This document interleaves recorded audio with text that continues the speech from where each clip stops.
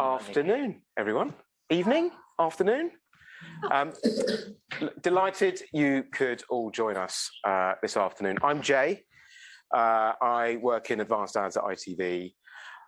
First of all, hello, old faces everywhere, and another one's just walked in. Look, thank you for all coming this afternoon. This is the second of our sort of hybrid MEFA Matters events. And I want to start by saying thank you to Mediabrands for hosting us in this amazing space. First of all, a few words about Media for All. Set up in 2017 by a legend that is Naren Patel. I think most of us in the industry, you don't have to have been an outdoor to know who Naren Patel is. And I think the trigger for him was he spent years and years going to meetings and not seeing the diverse mix of faces in meetings that we have here in the room today, all white. And he didn't want that for the next generation, and set about to bringing a bunch of us together to figure out what we can do to try and redress that balance. Use our influence and try and come together, use our collective brains to try and fix that. Out of that came Media for All.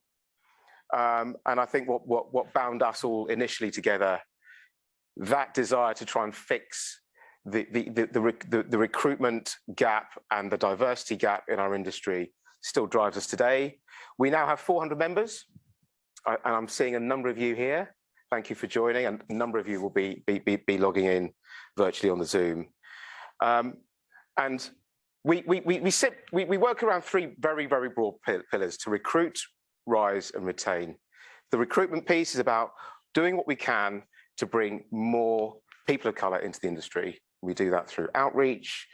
We're doing that through more and more talks and being much more visible on an industry-wide stage. We do so. Retain is about doing what we can with the existing people in our industry to make them feel part of the community. And I think what we have with MEFA now, with 400 people right across the spectrum in terms of seniority, is a community that they can feel part of, that's very much core to the media industry as well. And then the Rise piece, fundamentally Rise is about the mentoring work that we're doing. And last year we mentored, coming up to 200 young people of colour.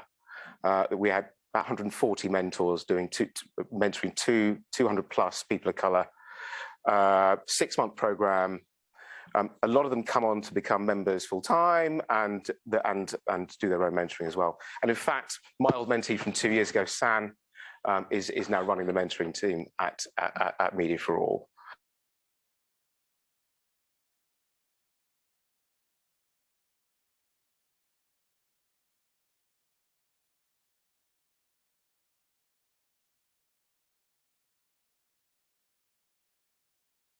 In a safe space, you can ask any question you want.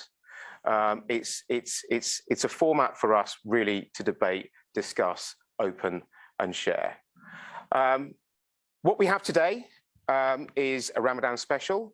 We're coming up to the start of Ramadan, and with that, we wanted to really shine a light on Ramadan and to really understand what we could be doing differently, what brands can be doing differently, what agencies can be doing differently, and what the media owners can be doing differently during Ramadan to make it a much more normal part and fabric of our society. Quick intros for the panel. We have two dropped out, unfortunately due to COVID, but we have Ifrah from Mediabrands, who runs talent. Hi. We have Shez from Criteo, who runs publisher partnerships. Is that right? That's right, yeah. And we have Serhat that runs OMG Unite, the diversity agency for OMG Unite. I have a bunch of questions. I want you guys all to think about questions as well. And I wanted to really just start with, so I knew nothing about Ramadan really. As a non-practicing Hindu, my understanding of Ramadan is nothing like it has been or is now in the week that we've been talking about this session. And it's been a real fascinating eye-opener for me. And I wanted to start there, really. What does it mean for you and your families? Let's start with you, Ifrah. So Ramadan obviously is a month where we cannot eat from sunrise to sunset. Yeah. It's 30 days on average, 29, 30 days. And it's just bringing families together. You know, we practice more in our religion, connect more with God, and try and follow our religion to its best, basically. That's what it is for me. Shez? I don't want to skip over the fact that you called it Ramadan special and it sounded like there was some sort of discount attached to it. There's no discount to media during Ramadan. So everything that you say is obviously correct. I think there are other elements to it that also come to mind, which is, you know, getting really, really close to the religion, getting really close to some of your values. But there are other elements to it in terms of the family element, the friend element, and actually letting go of certain sins or things that are not really seen as being particularly good. So, for example, during Ramadan, if even if your enemy knocks on the door, you should sort of welcome in and embrace them.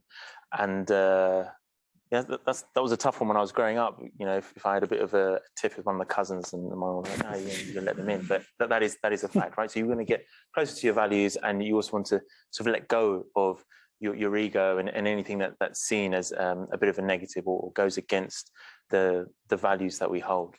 Yeah. Serhat? For me, it's about being the best of yourself, as in. Sounds very cliche, we should be at all times, but we are not, right? And it's whether helping out anyone, whether they're Muslim or not, not using sort of bad language or gestures. Charity is a big part of it also. And I don't mean just in the sense of just donation, but obviously just helping and connecting with people where, you know, you might not see them, let's say for a year, you call them out for dinner. So whether it's your family or friends and people that you haven't seen, it's just connecting and helping and being the best you can be. And would that be with Muslim friends, Muslim family, and non-Muslim friends and family as well? No, non-Muslims as well. So as an example, my brother-in-law is Jewish, but he'll break fast with us, as in sit down and we'll break fast together, basically. But yeah, anyone really. There's no such thing as it has to be Muslims or non-Muslims. So we do a lot of eating out as well as with friends, and they come and join us. And a lot of the time, we start eating at the same time to be respectful. Yeah, you do it with Muslims and non-Muslims. Fantastic. I want to get straight into the question about brands, because I guess outside of the widely accepted Christian calendar events of Easter and Christmas, and let's call it Mother's Day as well, because we've just seen it. I think brands have this really complex relationship with religious festivals that aren't Christian orientated, Ramadan being a critical one. I think where's the hold up? What are we seeing as the challenges for brands to get involved here? Serhat? I think first of all, we'll probably touch on that on the media owner side, but I think they're scared of Ramadan. Yeah, it's a bit like, you know, you see a Muslim or a terrorist, you know, that perception of things to media. That's another subject we can go deeper into. But the perception is that they're very scared of it. It's like, oh no, it's that very religious event. Yeah. It is, but at the same time, it's the events like, whether it's foods or party things and gifts and stuff that they're bought in on a massive scale. Like it's the gatherings, right? And for a lot of brands, that's very important. But I think they're just scared to touch on it because their perception of it is like, it's a religious event. You don't get into that. But technically Easter, so as Christmas, is a religious event as well. But I think they're just scared of it because there aren't a lot of Muslims to educate them or raise the point, and their perception around Ramadan is very different to what Ramadan is about. Sure. So this change in routine is really interesting, isn't it? I think when we look at if we look in sheer media planning volumetrics, just for a moment, 4 million Muslims observing Ramadan across 30 days, 31 days? Yeah, whole month. average, Fastest growing religion. So, yeah. That's a huge opportunity, right? I don't know if you saw the Tesco campaign, but they did quite a lot of advertisement across Ramadan. And yes, it was really positive, but on the downside, there's always people that are going to be unhappy with it. And then, you know, you had the trolls on Twitter saying, you know, boycott Tesco's because they've advertised on Ramadan. So I think a lot of brands and companies are so scared of, okay, yes, we can advertise on Ramadan, but will we then lose, you know, market share of people that don't want us to advertise on them? And I think that's, you know, a huge factor of that is that we are portrayed in the media quite negatively. So I think that point is a pertinent point, right? So the reality is that if something happens in the Muslim world, it's going to be portrayed in a particular way, similar to if something happened with a black person in the press, it's going to be portrayed in a particular way. Same sort of events can happen in different parts of the world, where one individual will be branded as an extremist or a terrorist, another person will be branded as having mental health issues, as an example. And I'm not playing it down, I'm just sort of saying like that to make the point, right? So it's, I feel like, I'm not a journalist, right? So I don't own the editorial voice at all, but I do think that media and the editorial voice has a slight part to play there.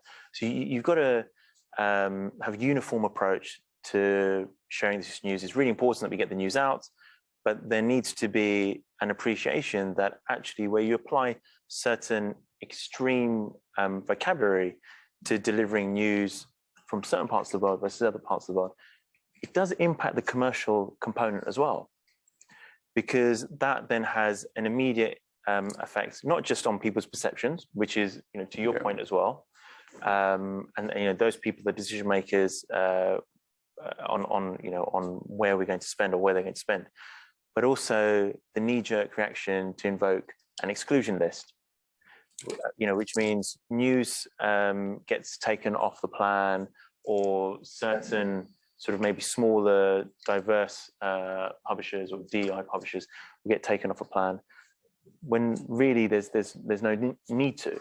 You know, there's huge upside and opportunity there. I guess as an agency, you're grappling with this day in, day out. Yeah. Yeah, I mean, it's like that's what we do on a day-to-day basis. And have you been in situations where, you know, you even put a, let's say, Muslim TV channel or a newspaper on a plan, and you know, people ask, have you done brand safety on it? As if, you know, but if I put another channel that's not any small mainstream channel or that's non-Muslim, you won't get that question asked. So yeah, it's like the keywords blocking, and even when you do planning as an example, right? It's all about, from a media agency perspective, is getting into the rhythm of life, right? Is right people at the right time with the right content in the right environment. But I can guarantee almost 99% of the media plans, as an example, they don't think about the fact that Muslims during Ramadan that their lives change massively from what they consume, in the sense of, even if they, let's say, usually watch Channel 4, right?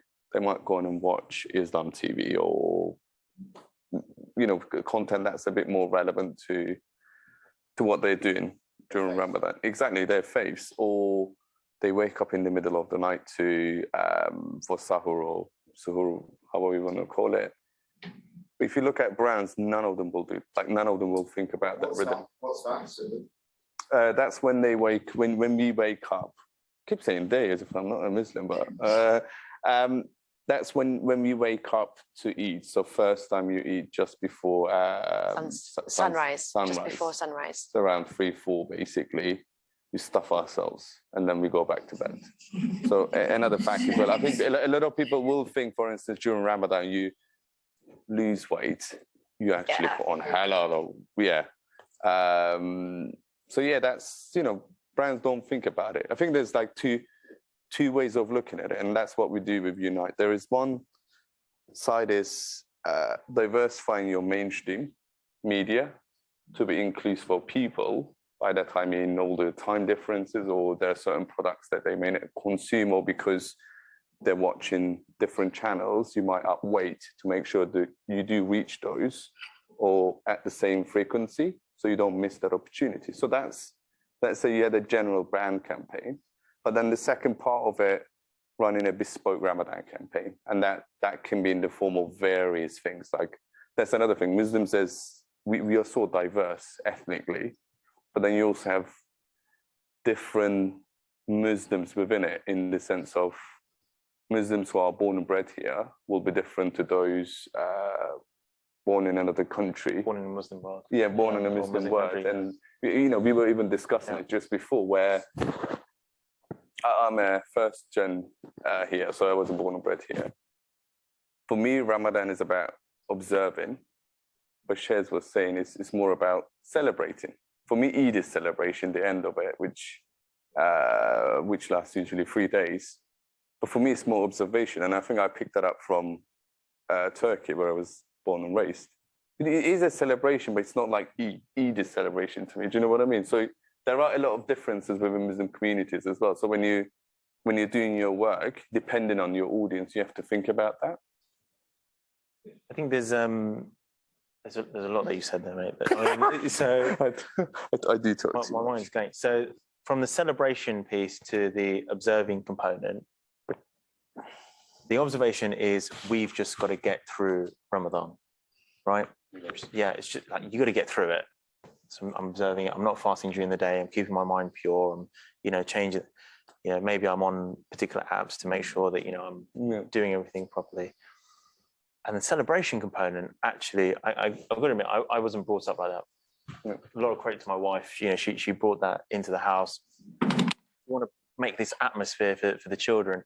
So, but first year that we were married, and she, just before Ramadan, we see all these packages coming through.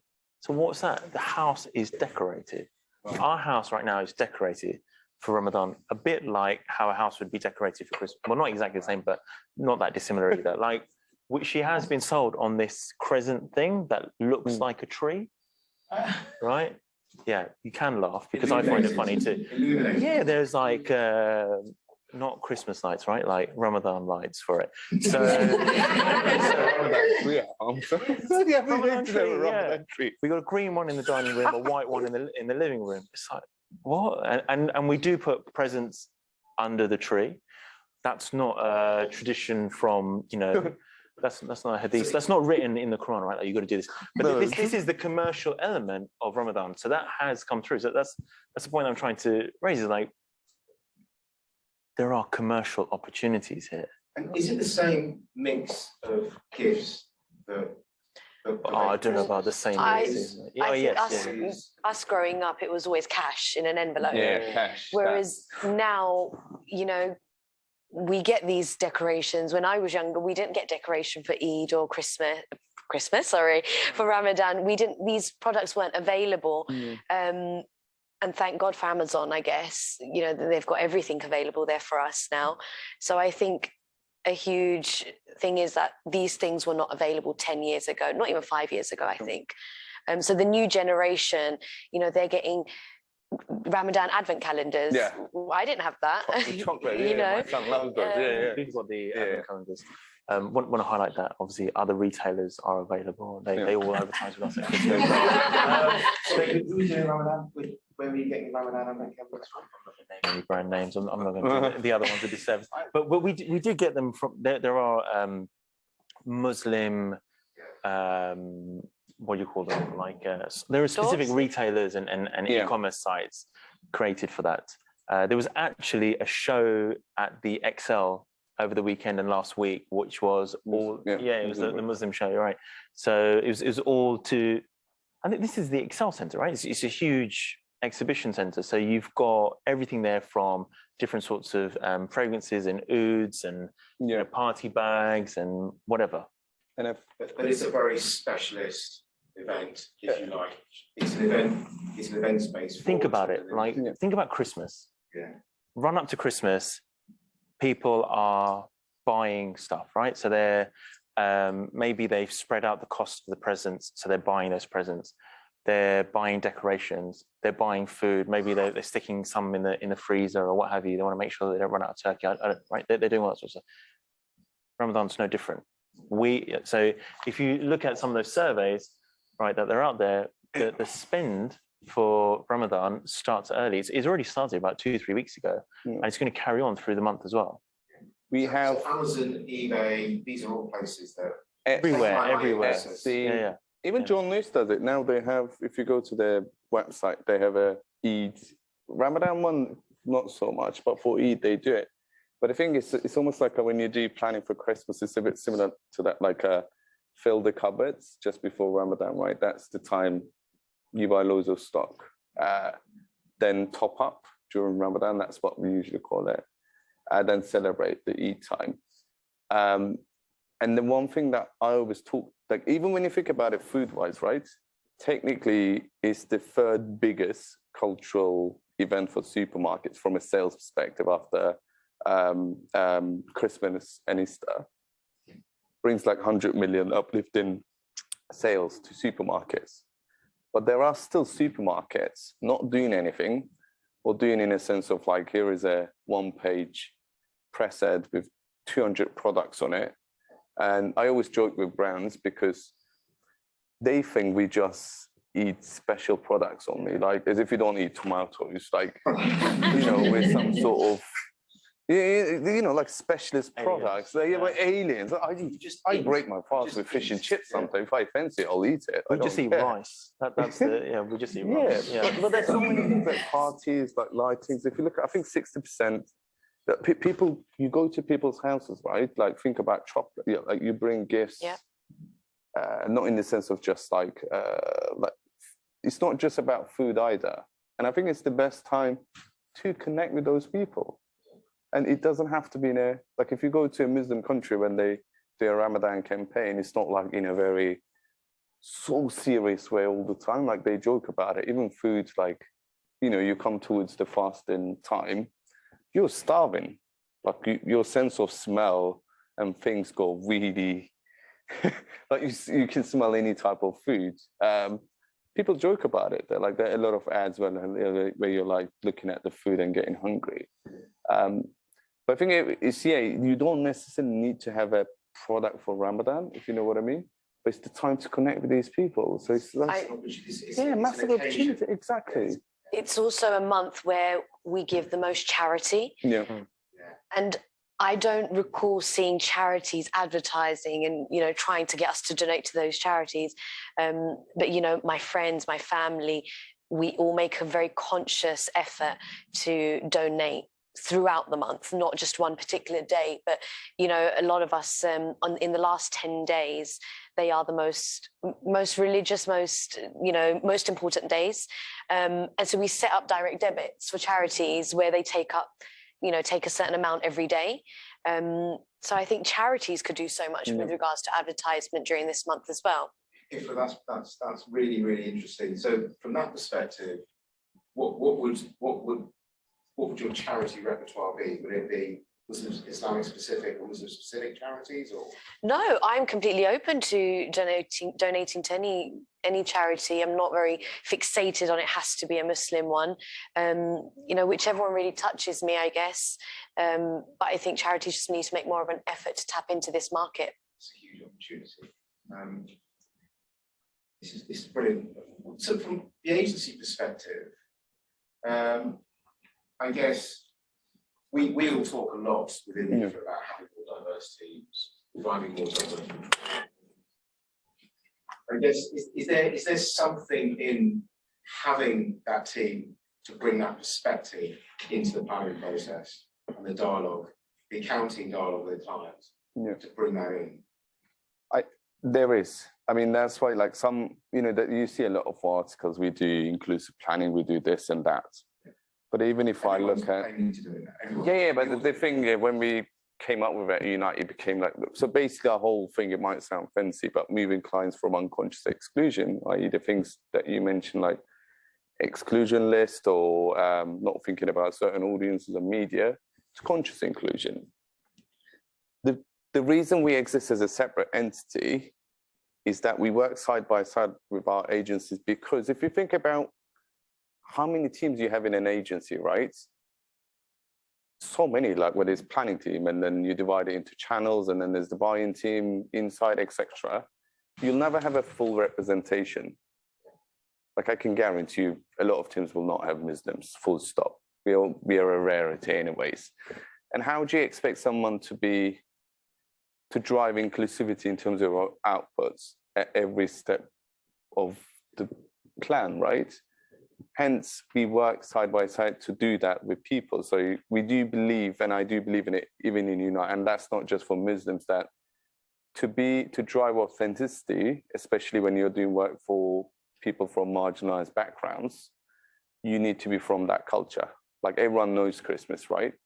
Most people, if you ask Ramadan, they'll still say, oh, is that the time you don't drink water? That's all they talk about, right? Or you don't eat all day. That's like but that's more than that.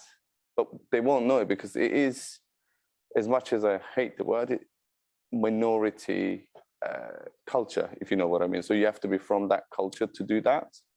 And the problem that you have a lot of the time with agencies, and whether it's media or advertising, you're not a majority. So at Unite, we're a collective. There are 15 plus of us. We work collectively, we empower each other.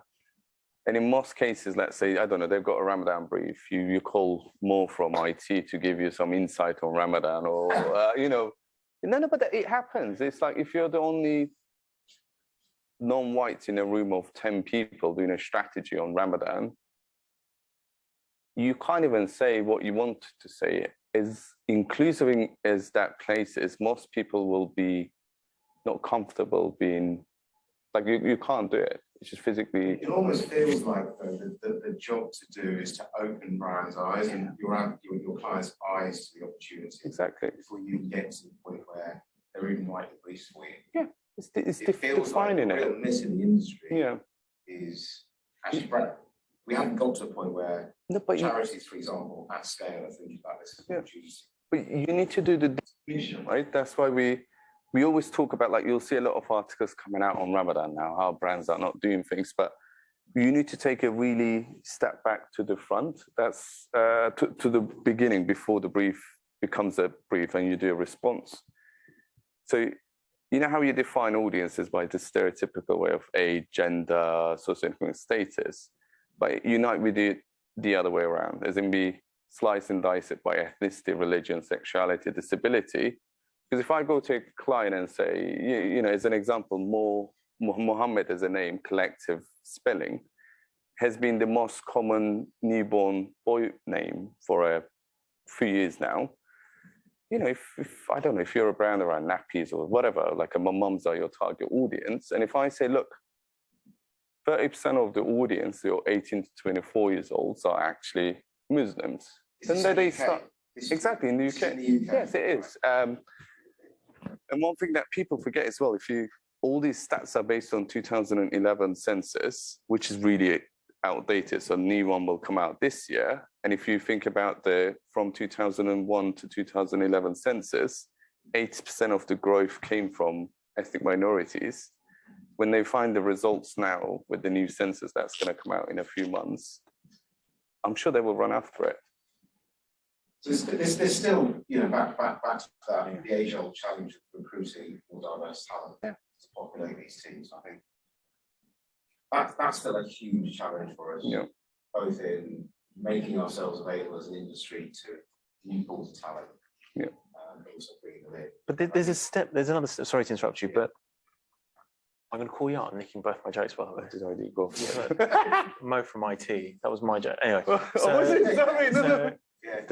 The fact is that does happen, right? So if you've got a campaign and you want to run it for whatever the event is, you will pick up on that one individual within the organization that you think might have an appreciation of of that topic.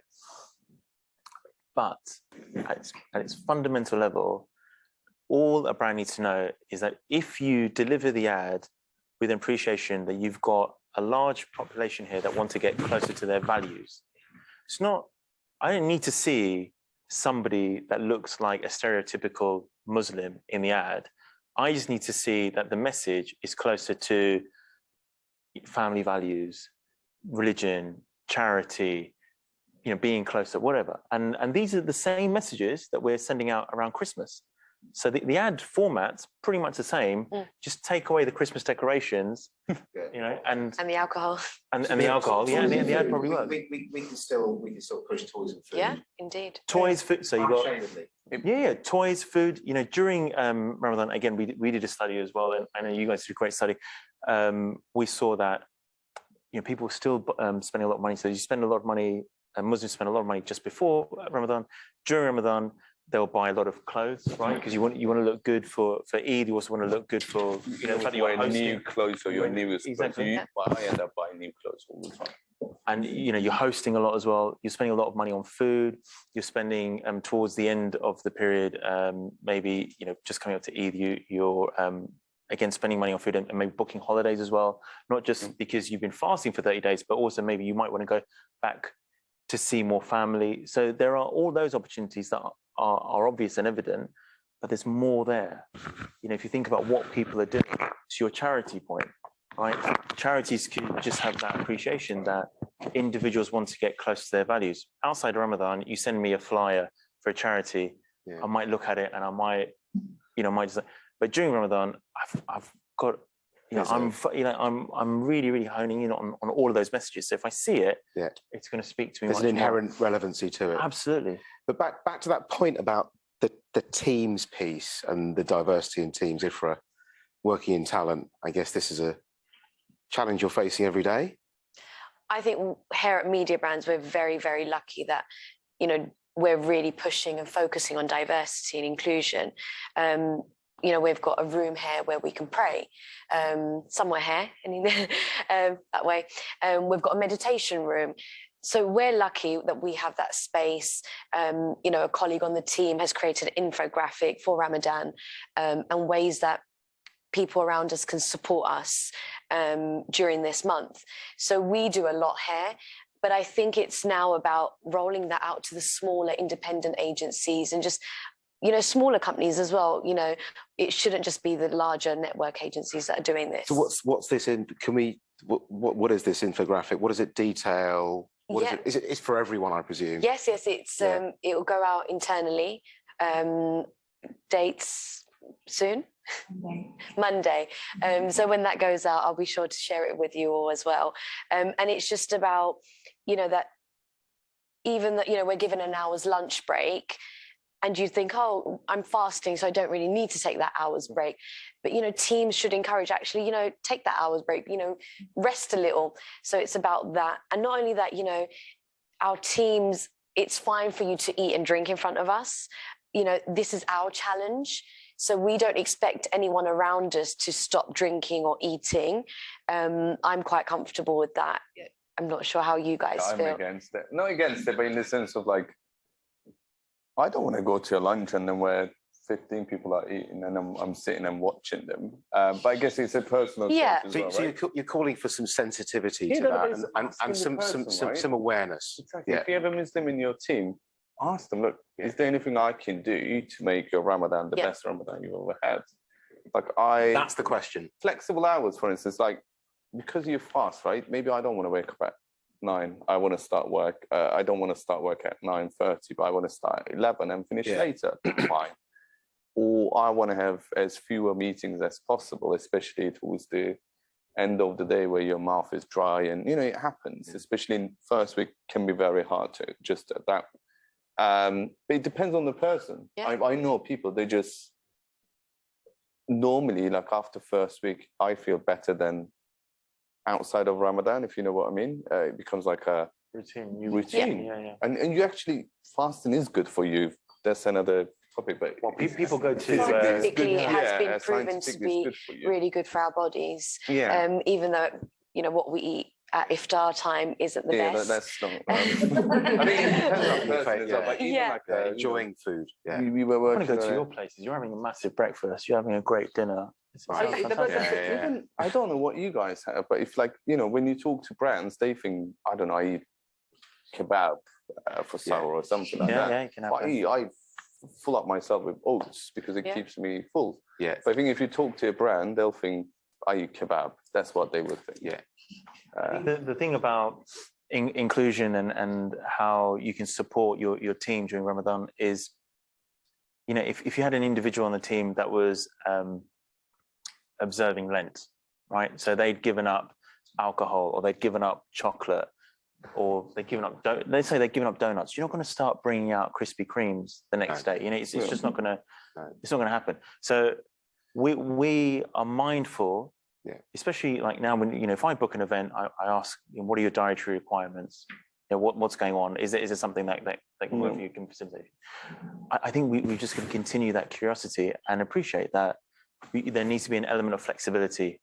Yeah. So that point about it's fine to bring it up and illustrate, demonstrate an open, healthy curiosity. And absolutely. But don't what ask it the is. water question, or you don't even drink that day. Like I think like that one. there's a joy. Yeah, I think every year. Yeah. You don't even drink water. Drink water. But it's a bit like, to me, it's a bit like when I first moved here. Yeah. You go on and get pissed like hell every Friday. To me, that was weird. It's like, Still you doing just that? for We changed it to Thursdays now. we have it. Saturday as well. So you were asking your colleagues then, and what, do you get pissed every Friday? Yeah. No, I Right, joke about it. I don't take any offense, but I think one thing also we do. So we've got prayer rooms at OMG as well. One thing that I love is the change of days. So let's say if you don't want to take, we're off for like 10 days during Christmas. Yeah. But if you want to don't take that, you can swap it with, let's say, Ramadan days or Eid days. That I find very useful. That's good. Yeah. Brilliant. Well, look, I'm going to come to you guys for questions. I think there are a few questions coming through virtually as well. No. But I'm going to come to you guys. They are. We can see them. Oh, right. Are you sure, Nikki? Because we Nikki, can are see you them. the one? Are they? I'm not looking at that. I'm still a little bit in the hybrid world. Questions coming in virtually, questions coming in from you guys. But have a think about any questions that you might have throughout this. I'm just gonna. I want to come back to Zara from Facebook was going to be here, as I said, was one of the two that had to pull out due to COVID. And they've done some really interesting work that she actually sent me last night. They've actually done a YouGov study, 13,000 of our Muslim community, to understand a little bit more about how they use Meta's platforms, but crucially, how they're feeling about brands and how they're feeling about advertising during this time. And there are some insane stats here. 66% of Ramadan observers would say they trust brands more if they represent people like me in my community. I think that's really powerful. But at the same time, 62% of Ramadan observers don't feel like they're being served at all by mainstream brands. And I think that's enormous. I mean, we represent, we talk to pretty much all of the biggest advertisers in the UK, ITV. You have a huge swathe of them here within Mediabrands. What do we do about this? Attract talent. Yeah, but it comes back to the people. It's like, and it's not just like I even see it with influencers, right? You get like when you run just a brand campaign that's outside of Ramadan.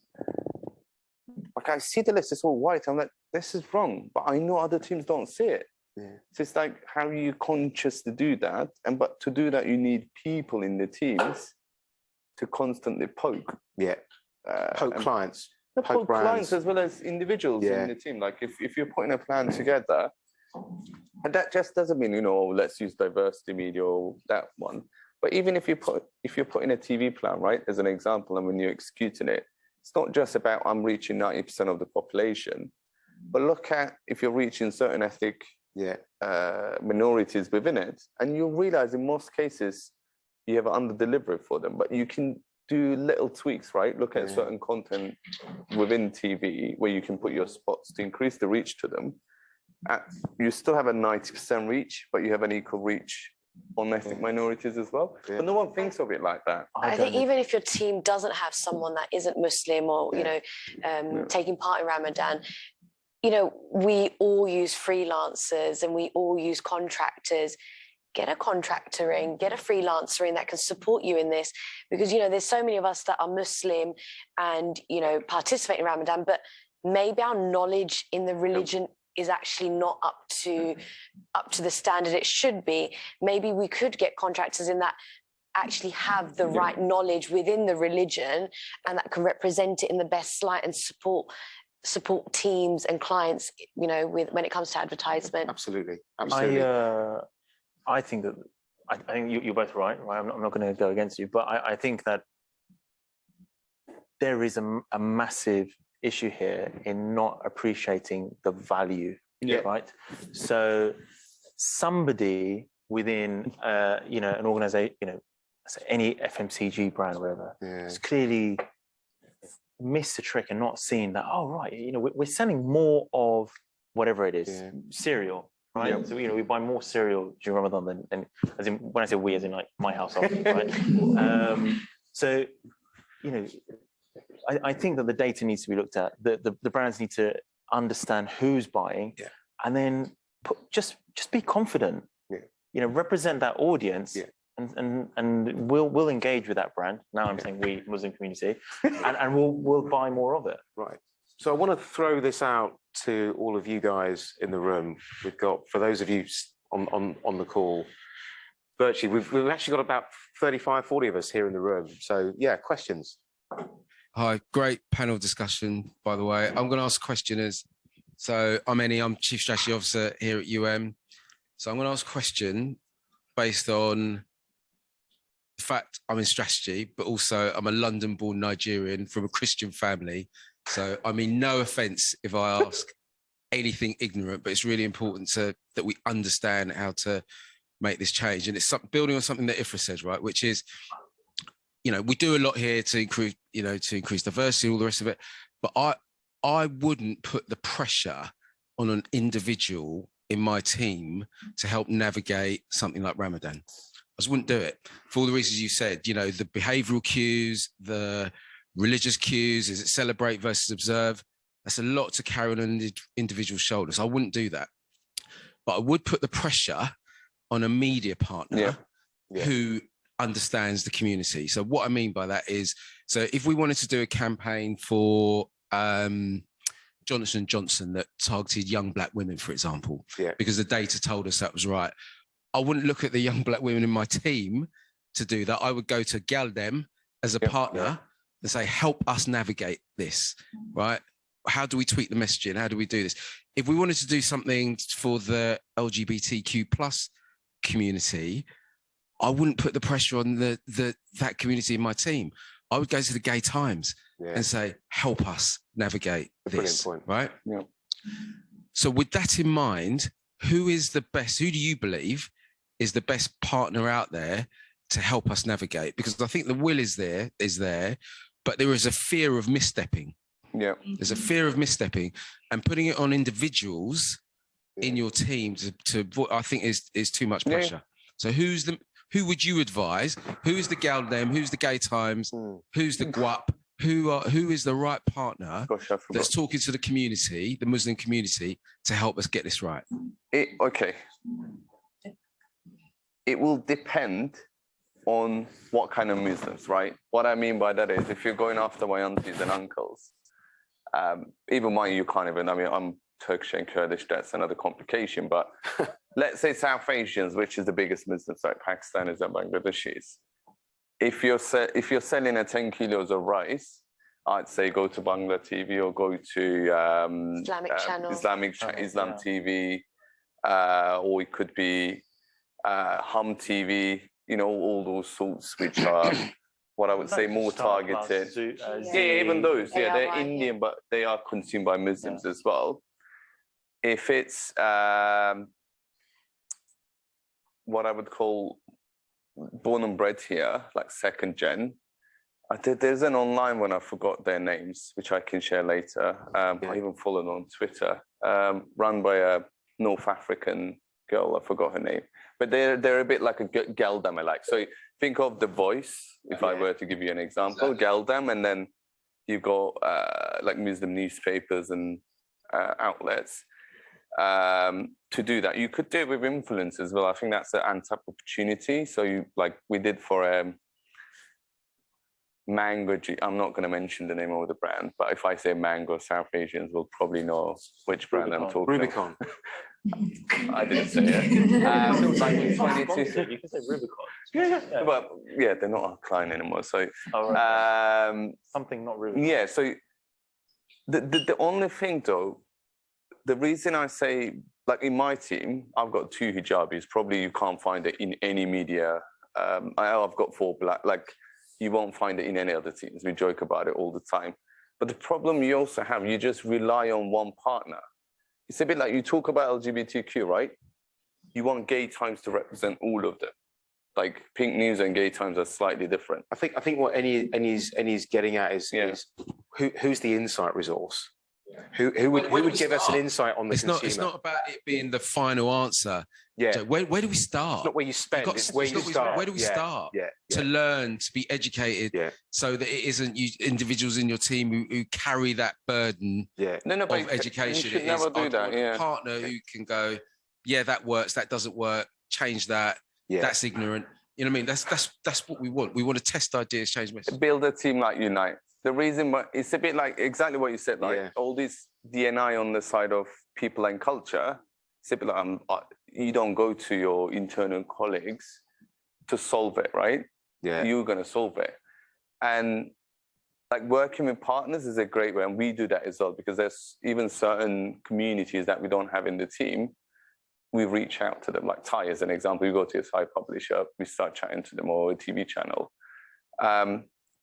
But I think that becomes an ad hoc thing, and very limited. You're talking to one partner. But if you have a specialist team, then that builds a network of it, and you build knowledge on it. Like in Unite, for instance, as an example, we know that a lot of buyers in Barb, like industry tools, simple, because you've got 300. I think even if you get the overall representation, let's say in Barb, which is a TV measurement, it's like it comes up to 700 households. Right. Break that 700 household by BAME, as in, and then there's so many layers of BAME, and then within that you've got second, third gen, and even in India, what regions, and it becomes like a nightmare. If someone goes on holiday from that household, you know what I mean? So we build our own tools. So we constantly run surveys, and we've got cross-tab analysis tool that looks at identity, dual media consumption.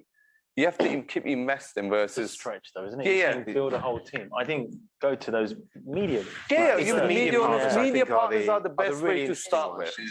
Because... that's what I think. No, media partners are the best way to start with, but it's not the end of it. And I think one thing I always say as well, though, don't wait for the brief to mention Ramadan.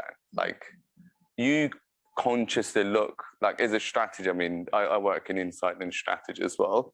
Just look at the brief. Are they relevant?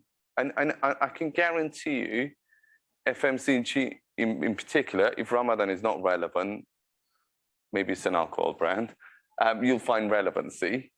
Then you build from there, and sometimes get external help. Like, on a pitch, you work with a consultant who previously worked at a company, or you pay someone. You've got to pay and get someone to help you out a bit. I'm going to cut you short there. We've got a couple of minutes. If there are any other questions, what was the one on the Zoom? The one we've covered a lot of that. We've covered a lot there. I think there's the one final question about fear, I guess. I think we sort of touched on it before, the fear of getting it, or the fear of the negative connotations for non-Muslim audiences of doing something in mainstream media to target that 4 million. A target audience of 4 million, yeah, being receptive for 30 days, I would still be, the media planner in me would still be considering mainstream media, right? But the fear driving brands to not consider it, how do we overcome that? Final question. Ifrah. How do we overcome that? Oh God, put me on the spot there, didn't you? I have. Bravery. I think we have made huge improvements already. Yeah. You know, we already are playing such a part in, you know, 5-10 years ago, this room didn't have so much diversity. It didn't. That's the reality of it. So I think we're making really good progress in that. And I think it's just to continue supporting and attracting that talent so that we can just continue to be more diverse and inclusive. Yeah. Shez? I don't think it's that difficult. That women spend, right? We realised that we didn't put women in ads. We didn't put women in particular positions in ads. Years ago, we realised that women had spending power. We started to put them in strong positions in ads.